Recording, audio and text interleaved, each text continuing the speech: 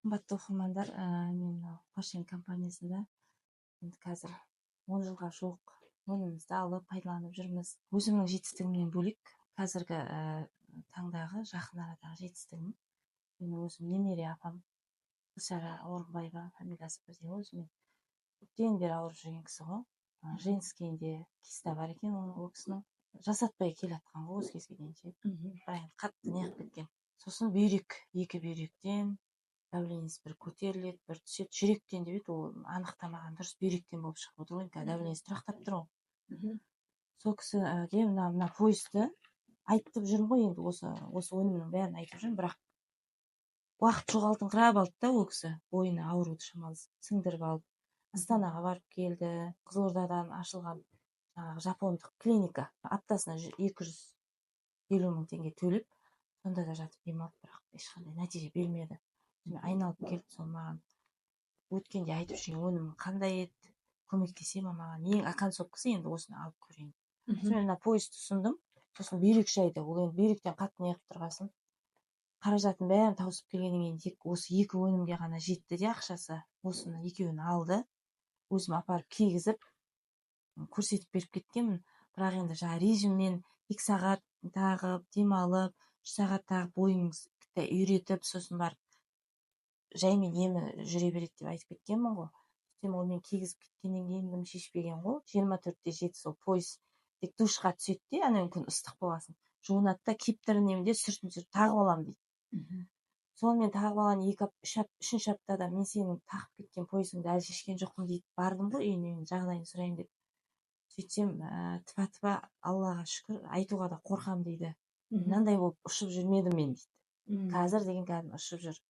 Өзі бір неде ауыр ғой, жаңағыдай тазалықшы болып жұмыс істейді бір мекемеде. Қуаты мықты бойы. Қуаты мықты. Өткен бұрын ана екі бүйрек төмен тартады екен, аяқты бастырмайды. Ана женскийдегі нәрседе қозғап бәрін сынып кеткен. Бұрынғы салмағы мен қазір салмағының арасында енді 10-ға жетпегенмен де 5-6 килограмм салмақ бар. Сонда бар жоғы 3 аптада. Иә, 3 аптада. Сосын бұрынғы кистасын неше жыл болды, одан киста ауырады, не қылады, бірақ қан шығып өтпейді екен. Мынаны таққаннан кейін, келгеннен кейін маған бір аптадан кейін жазғаны, менде сондай бар еді, бәрін қозғап жатыр деп. Бірақ өзіне түсіндіріп айттым алдында, қозғайды, ешқандай қорықпа. Басқа өнімдер сияқты біздің мына өнім басып қоймайды ауруды деп айттым. Тоқтатып, обезболивающий сияқты басқа компанияларда бар ғой, момент тоқтатып тастайтын. Ондай қылмайды. Бұлар денеңдегіні алады, өзі тауып, ауруды, керек емес нәрсені. Тырнайды, тырнағанда бір жерінде ауырады ғой, сондай сияқты тырнайды, тазалайды, шығарады. Сонан кейін барып восстановление жасайды бұл. Бірақ уақыт керек оған.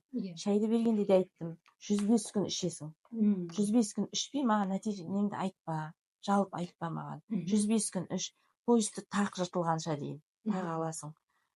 Содан кейін барып айтасың деп сөйдедім. Иә деді, ол бәрінен қолын көтеріп отқан ғой, енді барлық нәрсе барып келді ғой. Егер осыдан мен нәтиже шығарсам, тоқтамаймын, ала берем деп. Одан кейін 2 апта ма, 3 аптадан кейін дереу бауыр шайын алдырды.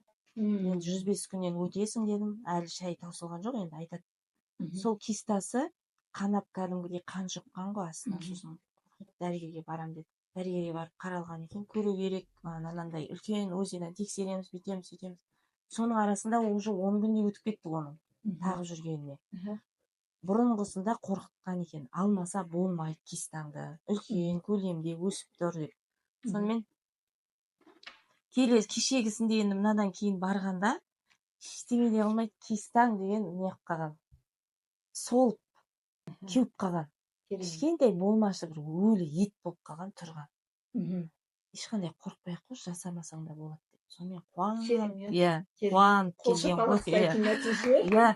Бәріміз ана енді алған адам анандай нәтиже айтқаннан кейін өзіңде қуанып отырасың ғой.